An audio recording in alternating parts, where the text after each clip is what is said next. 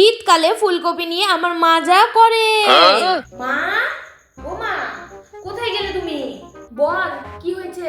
ও মা, খুব খিদা পেয়েছে আমার। একটু শসা পেঁয়াজ চানাচুর দিয়ে মুড়ি মাখিয়ে দিবা? শসা পেঁয়াজ তো নাই রে মা, বাড়িতে কাঁচা ফুলকপি আছে, এটা দিয়ে তোকে চানাচুর দিয়ে মুড়ি মাখিয়ে দেবো। মা, মুড়ি দিয়ে কাঁচা ফুলকপি কে খায়? তাহলে চলে যা আমার মুখের সামনে থেকে, খেতে হবে না তোকে। মা, না, মেয়েটাকে সকালে কিছু খেতে দেইনি, দুপুরের খাবারটা তাড়াতাড়ি দিয়ে দিই। মারে, বলো। এই নে, খাবারটা খেয়ে নে, তোর পছন্দের রান্না করেছি আজকে। তাই? কি রান্না করেছো মা? ফুলকপি আলুর ঝোল আর ভাত। মা, আবার ফুলকপি? ঠিক আছে, দুপুরে আমি খেয়ে নিচ্ছি, রাতে কিন্তু খাবো না, রাতে অন্য কিছু করবা। আচ্ছা মা, ঠিক আছে, খা তুই এখন।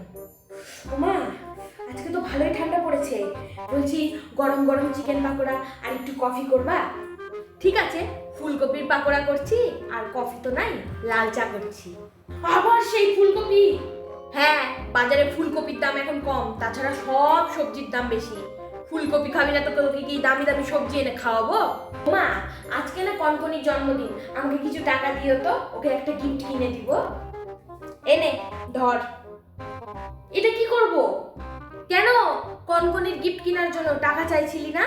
হ্যাঁ, কিন্তু তোমার কাছে তো আমি টাকা চেয়েছি, ফুলকপি না। এটাই কনকনির হাতে দিয়ে বলবি আমার মা তোকে খুব ভালোবেসে এই ফুলকপি দুটো দিয়েছে। তোমার ফুলকপি তুমি ধরো, আমি আমার বান্ধবীর জন্মদিনে ফুলকপি গিফট করব? ও মা, এতে খারাপ কি? সবজি কি ভালো জিনিস না? যা বললাম কনকনির জন্মদিনে, তাতে আমার বউ এই গেছে। এই ফুলকপিটা দিয়ে কালকে রুই মাছের ঝোল করব। ইস, কি যে ভালো লাগে ফুলকপি দিয়ে মাছের ঝোল। ও মা, অনেক রাত হয়ে গেছে, খেতে দাও আমাকে তাড়াতাড়ি। তাড়াতাড়ি যদি না ঘুমাই সকালে উঠতে পারবো না, সকালে পড়া আছে আমার আবার।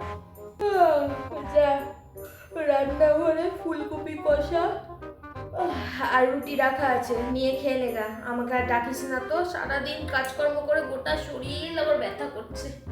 একটু তো টিপেও দিবি না, যে মাটা সারাদিন একা একা কাজ করে। বাবা গো। মা, তুমি রাতেও ফুলকপি করেছো? আমি বুঝতে পারছি, ওই ফুলকপি তোমাকে বশ করে নিয়েছে, নাহলে একটা সুস্থ মানুষ সারাদিন ফুলকপি ফুলকপি করতে পারে না।